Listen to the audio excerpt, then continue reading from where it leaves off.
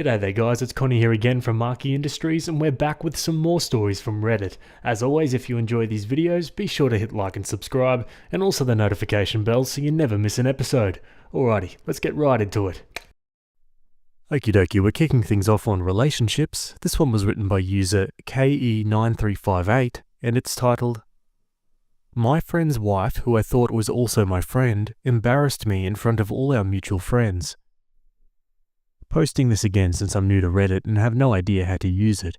I'm so embarrassed right now, but I do not think I did anything wrong. Let me explain the situation. I've had the same mutual friend group since I graduated college 3 years ago. It's a group of people I met through my best friend Jenna, female 25, who was my sorority sister in college. Included in the friend group is her older brother, Joe, 29, and his wife Diana, 28. I considered both of them my friends too, but would say I was closer to Joe as he's Jenna's brother. Diana hosted a birthday dinner for Joe over the weekend. Our mutual friends were there, but so was Jenna and his family. I was happy to get to know some of the people I hadn't met. I know his parents well and caught up with them too. Diana and Joe also had a child recently, and I did see him a few times as well. He's adorable. When we were sitting down after dinner, Diana freaked out on me. She yelled at me in front of everyone to stop flirting with her husband, stop touching him, and to not come into her house and be disrespectful. People got quiet after this, before my best friend started talking about something else. I left shortly after. I truly don't think I did anything disrespectful throughout the night. I, of course, talked to the birthday boy a lot. Everyone was. I don't remember touching him too much, but I was close quarters, so I did brush up against him a few times. I did give him a big hug when I saw him, and later when I gave him his gift. That is it. I texted Jenna and she said that I should talk to Diana and Joe about it, but that I should keep distance with him for now because she's never seen Diana this angry. I was supposed to attend their parents' anniversary party, but she told me that wouldn't be a good idea right now. I'm a very friendly person, but I respect people's personal boundaries. If anyone had an issue before, they could have mentioned it to me. I've not changed this in the past 3 years, since I've met both Joe and Diana. I'm so embarrassed that she basically accused me of trying to sleep with her husband in front of all of our friends and his family. I feel like I can't show my face now. Wow, that is weird. Either Opie's leaving something out here or Diana's, really overreacted. Or maybe Opie's just really socially unaware that whatever she was doing was inappropriate. Who knows? Let's go to the comments. I'll take a different view than most people here. Did Joe's wife actually yell at you, or did she just say that to you? Because that sounds like someone calling you out for crossing boundaries. Yes, she should have dealt with it with her husband, but as you said, she talked to him about it and he wasn't doing anything. It sounds like his wife was fed up with the situation and said something. I don't think what she did was nearly that bad to people here, even if she didn't handle it great. Saying you have a flirty and friendly personality doesn't mean it's okay to be that way with married men, but not their wives. And from your own posts, you would have made me uncomfortable too. Edit. I also think it's weird that you keep saying that she has no time to hang out because of her pregnancy and newborn. Isn't the person you're talking to her husband? Didn't he have to do things for her pregnancy? Doesn't he also have a newborn at home? Also, don't bother having a baby just to take an Instagram picture. Regardless of whether you think you've done wrong or not, I would still reach out and apologize to her. Make sure she knows you care about them both and you'll be more considerate in the future of her feelings. Also that you won't wake her baby up for an effing Instagram post. If she feels like you pay more attention to her husband than her, maybe it would be a good idea if you organize a girls' night out or in with her and your best friend. Unless you want to make new friends and lose your closeness with this family, you have a lot of damage control to do. Not sure what this Instagram post is about everyone's referring to. Another comment says, "Do you value salvaging your relationship with this woman? If so, I'd give her a call and ask for a brunch or coffee or some girls outing thing and explain to her that you're really not into her guy, sorry that you came off that way, how horrible it must have felt, etc, etc. Showing empathy is the best way to get people to soften up. Once you reach an understanding, tell her what she did was really jarring for you and hurt your reputation and ask her to fix it since she's the one that damaged it. She needs to tell other people that she had the wrong idea and clean up her own mess. I know it's a tall order and most won't do this, but this would be, in theory, the proper way to repair this relationship so that everyone is happy and all the pieces are picked up." Opie replies, Yes, because if I'm not good with her, then I won't be good with Joe or his family or his close friends. They were looking at me like I had 5 heads after she yelled at me. When I left, his mum said, "That's for the best." I asked Jenna today if she thinks she would apologise, and she said not to expect that and to be better respect boundaries. I don't know. Joe hasn't talked to me since and didn't respond to my texts. No one is going to apologise to me, and I didn't do anything wrong. I feel like I'm in an alternate universe right now. No one has ever complained about how I act. Jenna all but told me not to attend the party. I really want to go as I don't have family near me and her parents have treated me well. I don't know if I should push that or not. Opie updates later the same day. Jenna and I just FaceTime for the past 40-ish minutes. She said that she talked to her sister-in-law Diana and her brother over the weekend. This is what her sister-in-law said. She sent me a screenshot. She said, "I'm always touching and always flirting with Joe. I'm rude to her, ignoring her and not saying hi when I go over to their house. I've texted Joe late at night, even though he had a pregnant wife at home and now a young baby. On his birthday, I went to their house, barely said anything to her, went to see their baby. I hadn't met him yet. Got him all worked up, but had enough time to take a picture for Instagram, and then she had to spend the next 15 minutes calming him down.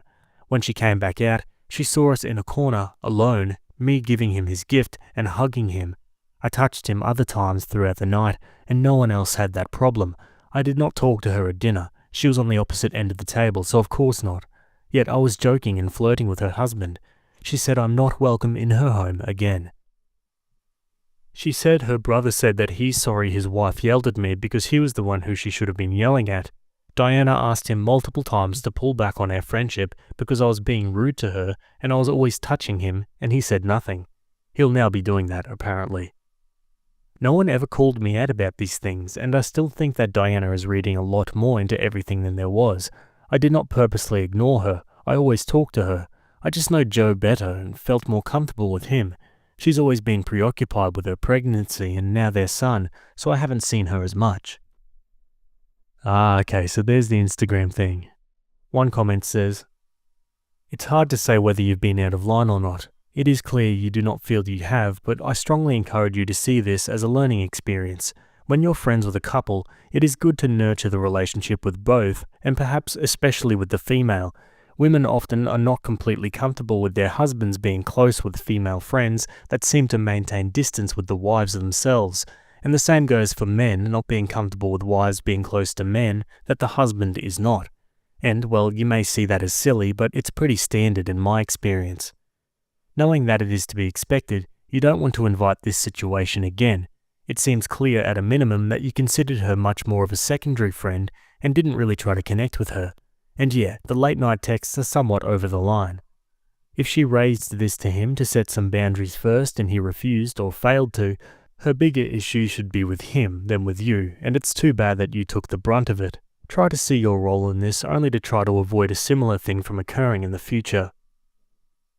Opie replies, "Thanks, I don't have too many friends who are married and parents, so it's different than when I hang out with other people who are in our friend group. The late night texts are something I've sent to other people too. I know now I shouldn't do that, but it isn't like I was hitting on him. I was drunk when sending some of them. I know now to hide my phone when that happens. I should have maybe tried harder with her, but we were closer in the beginning. Since she's gotten pregnant and had her child, she's been busy with all these pregnancy things and taking care of the baby. It's hard to be friends." Drunk texting a married man late at night is sketch AF. Not trying to be friends with his wife because it's hard is too. I think her call out was probably justified. Opie says, "I can see why you think that, but to me, he wasn't a married man, but a friend. He isn't the only person I've drunk texted. The list is pretty long and somewhat hilarious. I have tried to be friends with her. She's been busy and not around as often as Joe has. I do think she's reading too much into it. I'm closer to Joe than I am to her. That doesn't mean I'm flirting with her husband or trying to get with him." Joe seems to think her complaints have some basis in reality. Maybe you are the one not seeing things clearly or in denial. Being 100% honest with yourself, are you attracted to Joe, even if you'd never act on it? And Opie says, "He's an attractive guy, sure. That doesn't mean I was flirting with him or trying to sleep with him or anything." Whew, honestly, the more context you get, the more you think that Opie definitely did step over the line here. Doesn't seem like she has much awareness at all and can't really seem to take a hint. I don't know, what do you guys think? Let me know in the comments below. Anyway, that's the end of that story, and we're going to move on to another one. Okay, this next one was posted on True Off My Chest. It was written by user CasimirX, and it's titled, I don't think my boss knows that I know there's a camera in my office. I don't know where to start because I'm not even sure if this is weird or not. I started at this new job not long ago, and since the first day I've known there is a camera in my office. I don't think it's necessarily weird to have cameras in an office setting. There's cameras in all sorts of places for all kinds of reasons. But the camera in my office isn't any sort of built-in fixture, and my individual office room is the only office with a camera in it. On my first day of the job, I realized my boss was too aware of my actions. He said something to me that threw me off, and I knew he wouldn't have brought it up unless he had been watching me do something. It was just too coincidental, but it was casual at the same time, so it wasn't a direct allusion to the camera he has. But immediately after that incident, I scanned around the room, and I found a camera nestled into a cubby with a small wire that leads into his adjacent office. My other boss has also indirectly responded to my actions in the group chat. The few times I'd spent an excessive amount of time on my phone were times that the, "Hey guys, let me know if you guys need anything to work on, I know things are slow," messages would trickle in. Anything that seemed to hint at me being watched was also said or done ambiguously enough that they weren't revealing anything about being able to see me, as if I'm not supposed to know I'm being watched, and that's what's unsettling to me. The camera is pointed directly at me, not the door, not the front of my desk, not anywhere else that would make sense for security. I've looked at everyone else's offices and didn't see a single camera. The camera is pointed specifically at me, and I don't even deal with money or anything that could be stolen. I don't know if I should bring this up. I'm not entirely mad, and I guess I understand the reasoning, like making sure I'm on task or some crap. It just bothers me a little that I can be watched whenever, and they never even disclosed that. I feel like someone being constantly monitored has the right to know that they are, especially since I'm the only one being watched like this. I at least use it to my advantage, because at least I know not to be on my phone, lol. Yeah, like Opie said, there's got to be some regulations against this, right? How can anyone work properly when they know they're being watched like this? Proper creepy stuff. Let's go to the comments. Anytime you're finished with a task and waiting for another one, spend excessive amounts of time staring into the camera. Yes, and don't blink at all. Just stare vacantly, directly into the camera. Is this your office? Place a nice plant or object in the way of the camera to decorate. If the decoration is moved, ask why. Hardcover copy of 1984. Take a picture of you working from beside the camera, print it out and put it in front of the camera, lol. The real power move is taking a picture working while in full cosplay, maybe a horse head or a clown costume, I don't know. Bonus points if Opie removes the picture every time they can hear somebody coming. Secretly filming people is illegal in a lot of countries. It's definitely illegal in my country. This would have ended in a huge lawsuit if it broke out here. Why are they so passive-aggressive? How much time do they waste jerking off to whatever you're doing? This type of stuff is usually someone just stroking their ego, flexing their power. Weirdos. I was in a hotel in Germany when I noticed a camera in a bottle of whiskey at the bar. I asked the barman if it was for me or him, and he said that it was for him. And right on cue, his manager called and asked why he had not yet lit the candles on the tables. His manager was in Australia watching the Grand Prix. I couldn't work like that. I'd get some sort of anxiety. Not to be weird, Opie, but I did look at your post history because I needed more context on your age and gender, as I think it does matter in this situation. Seeing that you're a 22-year-old female confirmed my suspicions that your boss may be a creep. You mentioned that at least one of your bosses is male, which makes me wonder what his intentions are. I'm also not sure how deep of a search you did of your office, but I would implore you to look under your desk, chair, and anywhere in the surrounding area where you typically sit. Nowadays, cameras are easily available online that can be as small as a button, or be disguised as something benign like a smoke detector. It is possible you're the only one being spied on, but it's also possible that your employer has hidden cameras elsewhere in your workplace, such as bathrooms or break rooms. You also did not mention what state you're from, but I'm pretty sure any lawyer in any state could make a case for a young woman that was being filmed without her consent by her male employers. No matter which way you spin it, it looks very bad on their end, and I can't really think of any non-nefarious reason why they would need to record you. I know you're not asking for advice, but I would confront them directly or gather evidence to turn into the police and quit. No job is worth your privacy. Opie makes a short update. I wasn't expecting so many responses. I genuinely appreciate how concerned everyone is about whether or not I'm okay. It makes me feel good knowing a lot of people care about a stranger's well-being. I've seen a lot of comments asking for an update, so this is really the most I have of one. Nothing has changed yet. I haven't brought it up to them, because part of me is wondering if they'll eventually remove it. I was curious to see if they would ever bring it up themselves, or if I could find a way to hint at the fact that I know. I sort of want them to stay unaware that I know, so I can see how they act in response to my actions to potentially call it out in the future. The top comment is pretty funny about staring into the camera. There were a few times where something ridiculous would happen with something and I'd stare into the camera for a moment as if I was breaking the fourth wall. I don't think I'm going to bring it up just yet. I actually really like working here. I get along with my co-workers and they pay me decently for what I do. For everyone asking, yes, I'm a woman. I don't think this is as much of a sexual harassment case as it is just a micromanaging thing. They haven't done or said anything to me to make me feel like they were hitting on me, just genuine politeness. My guess for the camera is that they may be testing my integrity and seeing how much time I spend on my phone, even out of the view of other people, which I could understand, but wow, I wish there was another way besides a camera on me. There's been a few other micromanaging things to happen that have irked me a little, but I still like my bosses in spite of that.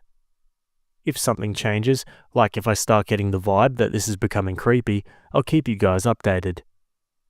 Oh, and also a few things I wanted to mention that a lot of people had ideas about. You guys had good ideas, by the way. Due to where it's at, it would be really hard to cover the camera with anything. I can't exactly reach it, so I'd have to find something like maybe a wide shelf that would block the view from underneath it. The wire runs into my boss's office. You can't see the wire from mine, so I'd have to take a pic of it from inside his office, so I don't know if I'm able to evidence collect too easily. I'm also trying to be a bit vague with details, because I got a little paranoid about the ideas of my boss somehow coming across this thread. Anyways, I appreciate you guys, and I'm sorry I don't have a more thrilling update. I'll let you know if anything changes. Okay, and there was another update, so let's go to it. There's no HR, but the camera was removed thanks to IT. So, as previously stated, I still never said anything about the camera. I wasn't really comfortable with it, but I got used to being conscious of my actions so they weren't seeing anything I didn't want them to. There also isn't some sort of HR to talk to about this or anything like that. But our IT guy came in, and he asked my boss about it.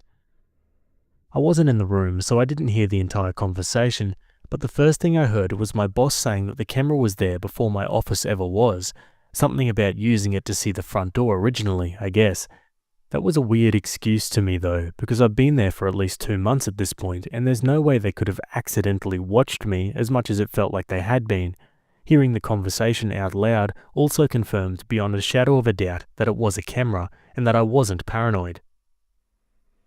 The IT guy must have felt some type of way about it, because I didn't hear what he said, but I heard my boss say something about, well, it's not like I was just watching her in her office, in sort of a quieter, sheepishly defensive way. Nobody said anything to me while they were removing it. They took it from his side, not mine, but they instead put it where it would be facing the front door. This happened just over a week ago. I haven't posted an update until now because I was waiting to see if the camera would be put back. I really wanted to see if they were going to put it back a few days after IT left, because that would have been wild. But it's been over a week now, and the camera is still away from me. It'll take some time before I stop feeling like I'm being watched all the time though.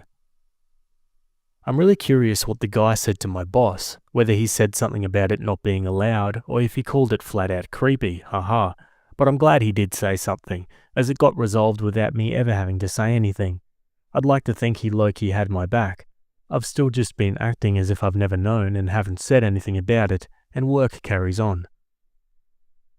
Also, it's so wild that this story got put in a Smosh video, holy crap. I heard the news back to back. First the, hey, Smosh just brought their channel back, at the same time as, Hey, your post is in a new Smosh video.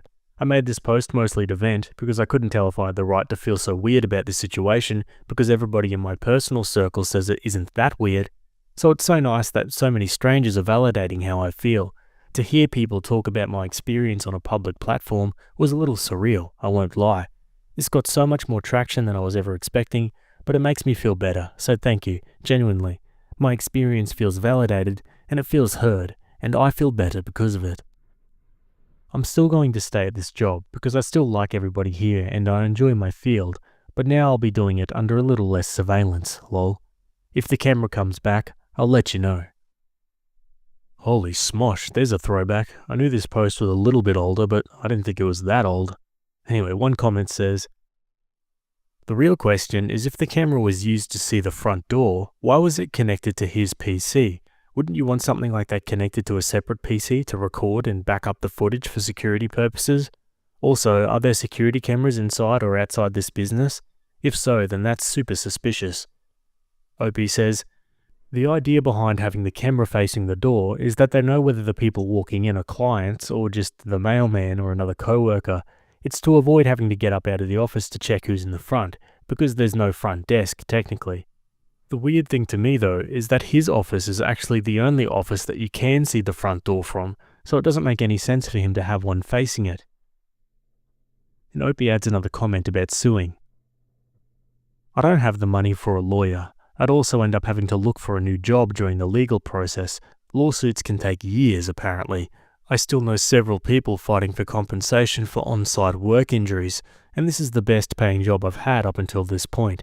There's also a lot of growth, so I'm willing to take the discomfort of this if it means I can survive without 2 jobs. Plus, I don't even know if my case would have been solid enough anyway. The camera is moved, and I never got a decent pic of the camera or any evidence that it was actually recording. Not to mention, I literally just don't want to sue my bosses.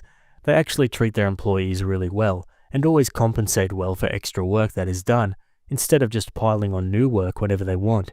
They're really sweet people that make me feel like my ideas actually matter, which is a nice feeling. I really appreciate how they do things, and even if the camera thing itself made me feel a little weird, it's the price I gotta pay to make a decent wage right now. The job market in my area isn't the best, to be honest.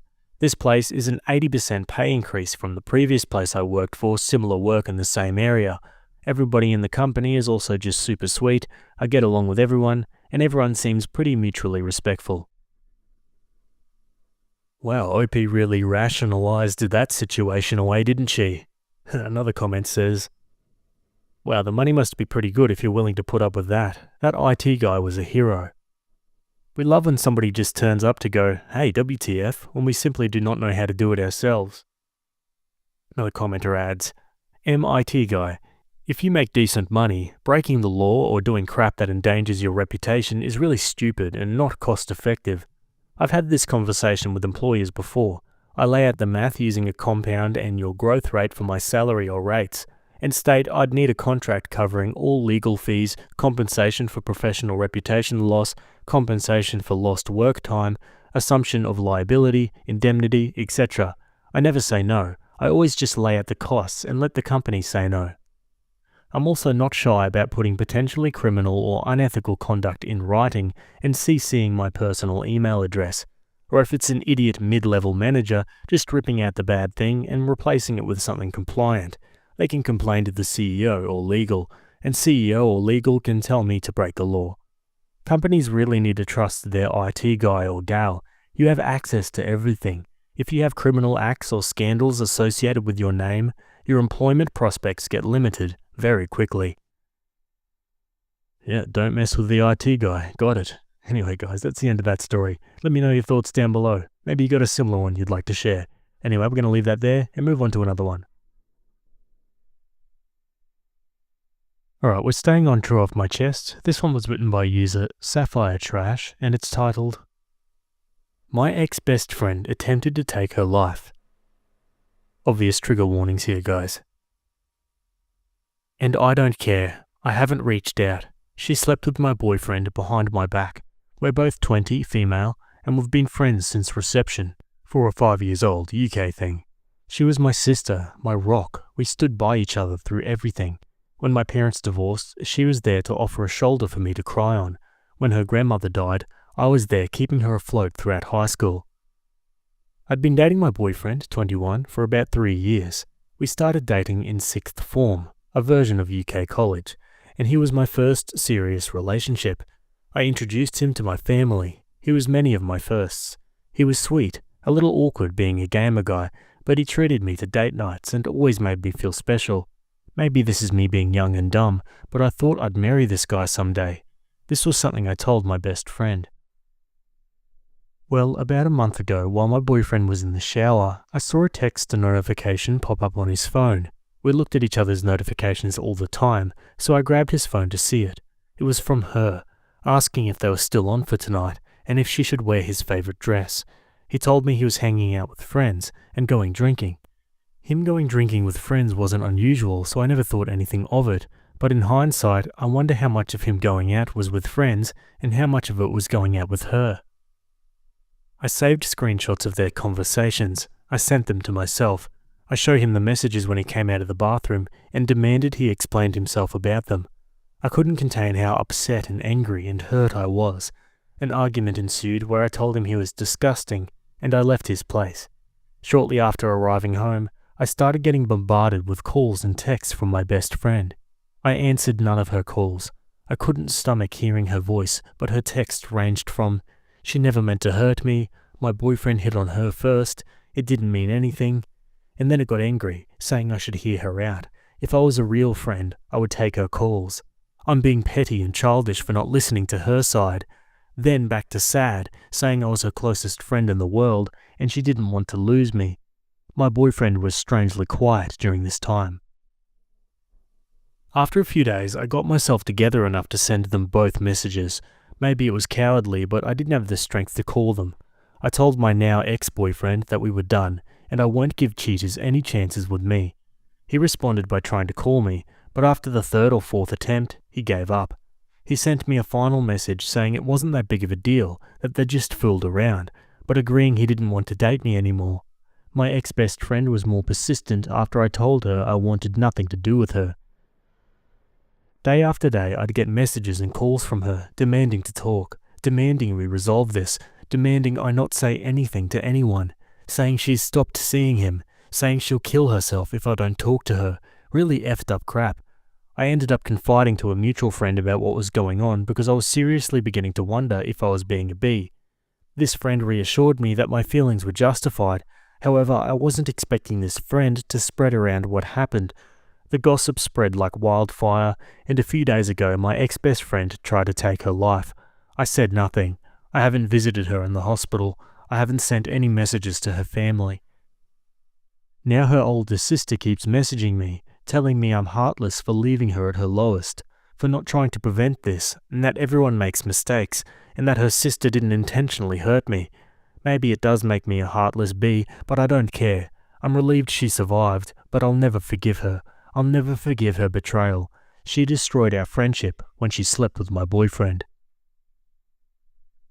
Geez, this is pretty full on. Let's go to the comments. You were not heartless. You were the victim of a heartless and cheating idiot. Your friend betrayed you in the worst way, then tried to emotionally manipulate you into continuing the friendship so she could alleviate her own guilt. What she chose to do after that is also on her. All of this mess is of her making, and you owe her nothing. Not sympathy, not forgiveness, and certainly not friendship. We have to trust friends after all. For your sake, OP, you need to find a way to move forward without bitterness, because that will only hurt you more. However you have to do that, whether that's with therapy or whatever, you need to do it.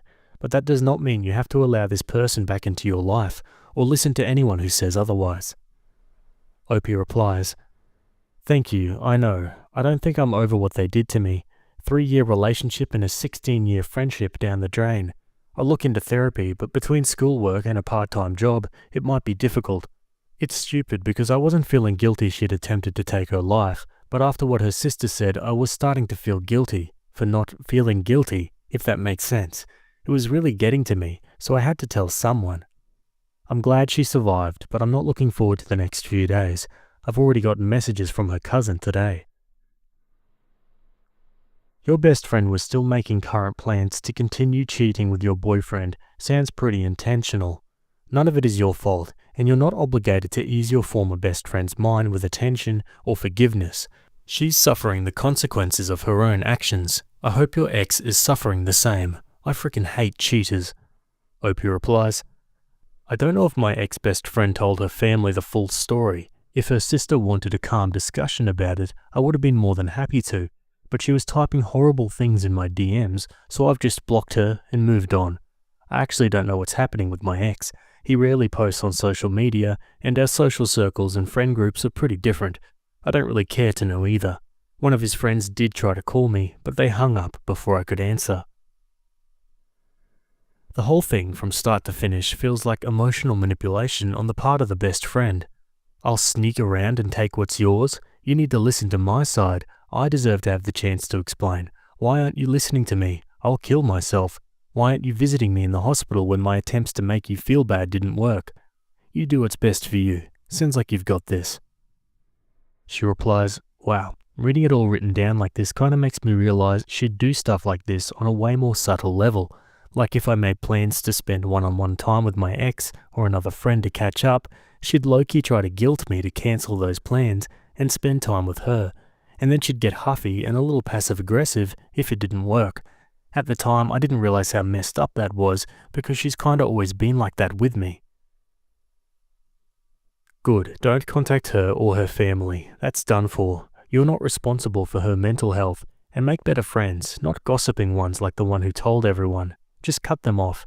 And if your family tries to pressure you to be friends with her, warn them that you're not above going low contact with them, and block them all as well.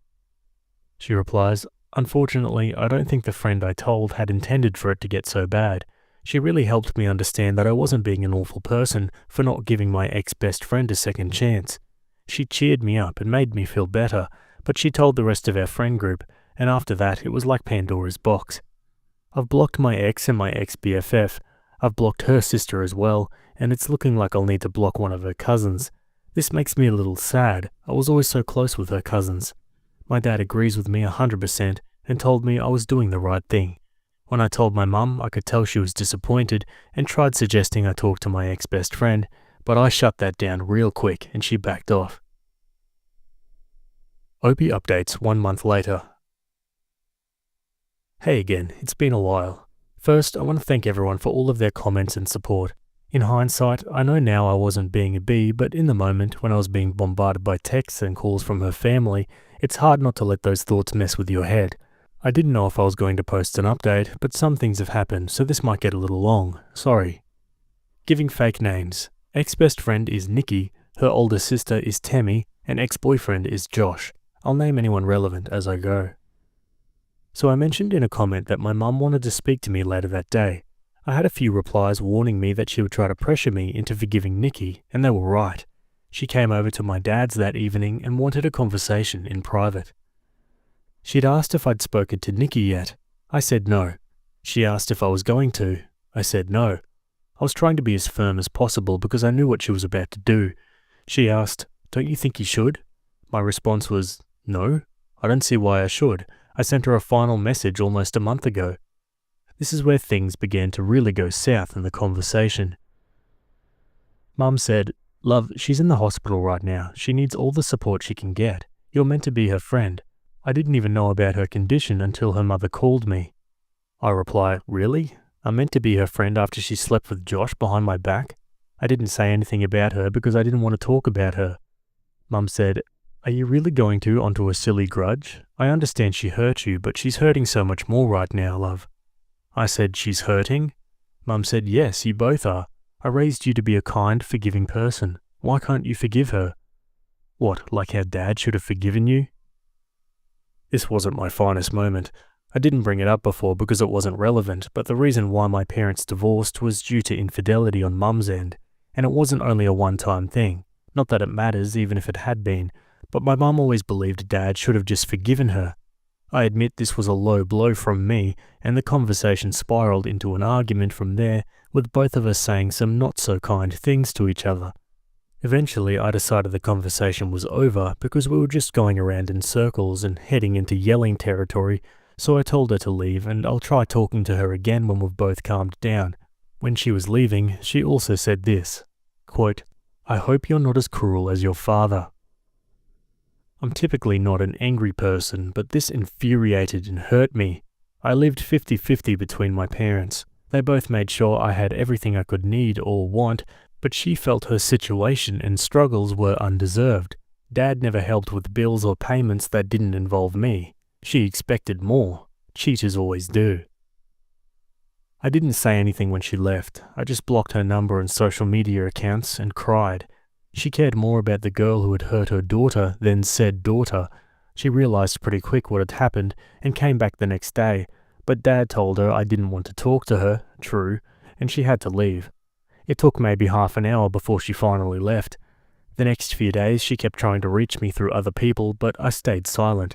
The Friday after my post, I decided I felt calm enough to talk to her and unblocked her. We spoke over the phone, which wasn't as exciting as above. Basically, it was her apologizing and telling me she was wrong for trying to force me to forgive Nikki, that she'll respect my decision, but try to suggest I think about it. I very firmly told her I was not forgiving Nikki. She just said, okay. Things didn't really feel the same with us. I couldn't bring myself to be as chatty with her as I was before, and it didn't help that she kept giving me updates about Nikki. The first time she did it, she told me Nikki had been put on a 72-hour psych hold, assessed, and eventually released. I told her I didn't want any updates on Nikki's situation. I won't stop her from checking in, but I didn't want to be involved. She complained and said she thought I'd want to visit her, but I threatened to block her again if she kept pushing, and she shut up.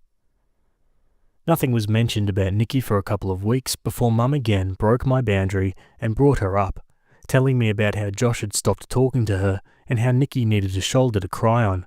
I again told her I didn't want to know, and this was her last chance not to bring her up or I would cut her from my life. She complained again, but eventually promised it wouldn't happen again. Maybe I should have learned from my mistakes because I know my mother. She doesn't take no for an answer. It was really quiet for a while. My friends and I had all basically carried on from what happened, and even though I know a couple of them still occasionally talk to Nikki, they never bring her up around me or tell her, I hope, how I'm doing. I thought I could finally close this chapter on my life, but nope. Today my mother called me and asked if I wanted to get lunch. I hadn't seen her in a while, so what was the harm? I headed to the Weatherspoons we planned to eat at, and who do I find sitting with my mum? Nikki and her sister Tammy. As soon as Nikki sees me, she gets up and tries to hug me, but I just raise a hand and take a step back. And this girl has the audacity to look upset. Mum immediately knows she's messed up because she's scrambling with all of the excuses. It hurts to see you two fall apart like this. You were so close. I thought you'd forgive her by now. And my favorite, she made a mistake. She misses you. During this time, Nikki has been quiet, and I can see Tammy's glaring at me. I'm just so freaking angry and upset. I honestly didn't think she'd pull something like this. I wanted to leave and cry, but I looked at Nikki and said, for someone who's made a mistake, she sure hasn't apologized for it yet. She had this guilty look on her face and muttered something about me having her blocked and having no way to. I said, is that really all you have to say? And she just looked at me, confused. I was done. I turned to leave and her sister started yelling after me, saying that I owed Nikki a second chance with all the trauma I put her through. While Nikki was begging me to listen to her and talk to her, I told all of them to F off and never contact me again and left. I managed to get out of there before Tammy started a fight and went home where I sent my mum a text a while ago telling her she'd better lose my number because she no longer has a spot in my life. Then I blocked her and just cried. My dad's been doing his best to comfort me, but it just hurts so bad that my own mother did this to me. So that's where things are right now. I'll update if anything else happens, but this whole situation really frickin' sucks. One comment says, good on you for knowing your own morals and thoughts and not letting anyone else tell you how to think. I hope your dad supports you in this. Opie replies, my dad has been my rock through this. He's always had my back. We've spent the last few hours having some drinks, and chatting just helps take my mind off things. My dad's to thank for that. He taught me to stand up for myself and told me being kind doesn't mean being a wet towel. Makes me sad why he had to learn that lesson. And why was Opie still in touch with her mother when she cheated on Opie's dad? Because she was still my mum. I was a teenager when my parents divorced, and it was my father who encouraged me to maintain a relationship with her. Now a new update over a year later. Hey there everyone, I'm the girl who made the "my ex-best friend attempted to take her life" posts. I didn't think labeling this post like that really fit. I first want to apologize for taking so long to give you an update, and to also thank you for your kind words. I've not been able to reply to many messages, and I've had a lot, but I've taken the time to read through every single one, and I appreciate every single one of you. This Christmas has been amazing. I spent it with my family, with my dad. I went out Boxing Day night with my friends to party hard, and regretted harder the following day. I'm in a much better place than I was back in December 2023. That's kind of why I struggled to give you all an update, because around Christmas and New Year's 2023, I was not in a good place. I really needed to focus on myself and work on getting myself in a better place. As of January 2024, I've been no contact with my mother. Unfortunately, I've seen her since then, and I've done my best to avoid talking to her on 3 occasions I've had to be in the same place as her. Not out of choice, mind you, but it is what it is. During Christmas 2023, she had expected that I was spending it with her and her side of the family. Given the events at that time, this was obviously not happening, and my dad told her as much. She lost her mind. She refused to take no as an answer leading up to Christmas, to the point Dad and I left for my paternal aunt's house on Christmas Eve to spend the night there. According to a neighbour, my birth giver showed up pretty early in the morning to catch us leaving, but was irate to learn we already weren't there. Thankfully, my aunt had moved house quite recently, so my mother didn't know the new address, but we came home to parcels completely destroyed on our porch the following Boxing Day. There was even a Christmas card labelled to me, but inside was a horrible letter from my mother describing me as the worst daughter on the planet. That honestly destroyed me, and I spent New Year's a mess. It's difficult cutting off your own mother. I spent half of January 2024 trying to fix things with her, but it came to a head when I realised I was the only one forced to compromise. I finally cut off contact, and it's been that way since. There's been more between then and now, but I think those are incidents I'll post on my Reddit page or in the comments of this post to prevent it from getting too long. In terms of Nikki, I've heard she's doing better. We've not spoken since my mother's lunch escapade, but she's found a job and, according to a mutual friend, found a new circle. Despite everything that she's put me through, I'm happy for her. It's almost 2 AM here in the UK, so if I suddenly stop responding to comments, I've fallen asleep. Alrighty folks, that's the end of that story. You can't help but feel like the mum is overly identifying with Nikki and it just refuses to take responsibility or accountability for that matter. Alrighty, that's it from me today. Hope you guys enjoyed those stories. Thanks for making it to the end, and I'll see you all in the next video. Have a good day. Cheers.